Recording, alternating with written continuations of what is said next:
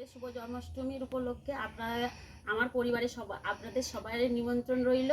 আজকে আমি জন্মাষ্টমী উপলক্ষে বন্ধুরা এই 10 টাকার প্যাকেটে আমি আজকে করব 10 টাকা প্যাকেট দিয়ে আমুলিদের আমি গুজিয়ার রেসিপি তৈরি করব। কিভাবে রেসিপিটা তৈরি করব আপনারা দেখতে থাকুন।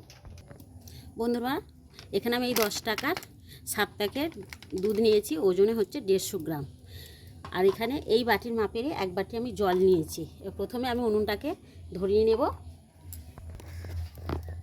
দেখুন বন্ধুরা, এই উনুনটা নতুন আমি তোলা উনুন করেছি।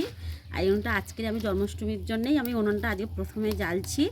দেখুন, আর এটা তো আমাদের সব পূজারই করা, সব নিরামিষ। এটা আমাদের একাদশী করা আলাদা বাসনপত্র, আর আমাদের পূজারও বাসনপত্র আলাদা। প্রথমে কড়াটা বসিয়ে দিয়েছি, উনুনটা জেলে দিয়েছি। এবারে ওই বাটির মাপেরই এক বাটি আমি দিয়ে দিলাম জল। জলটা একটু উষ্ণ গরম করে নেব।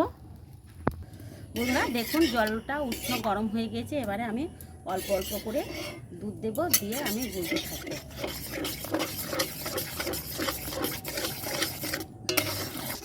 বন্ধুরা দেখুন, আমার দুধটা ভালো করে জলের সাথে মেশানো হয়ে গেছে। এবারে অনবরত নাড়তে থাকবে, ঘন ঘন নাড়তে হবে।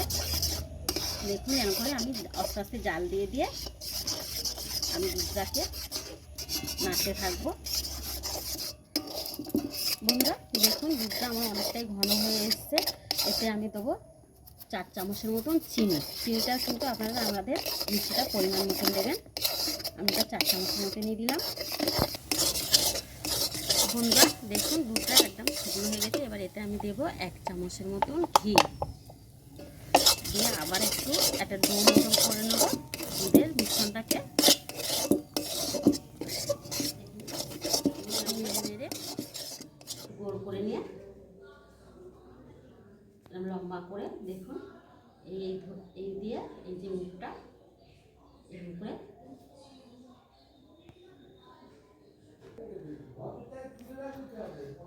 দেখুন বন্ধুরা, আমার একটা গুজিয়া হয়ে গেছে। দোকানের মতন হচ্ছে কি আমি বলতে পারবো না, দোকানে কি দিয়ে বানাই বা কীরকম করে। আমরা কিন্তু ঘরোয়া পদ্ধতিতেই এরকম করে হাত দিয়ে বানাচ্ছি। আবার আরেকটা দেখিয়ে দিচ্ছি আপনাদের।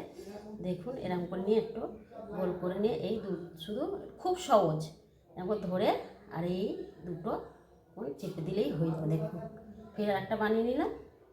এরকম করে আমি সব কটা তৈরি করে নেব।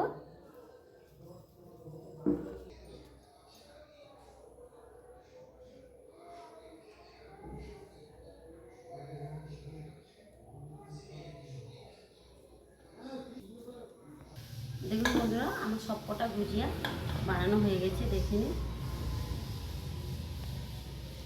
দেখুন কত সুন্দর হয়েছে।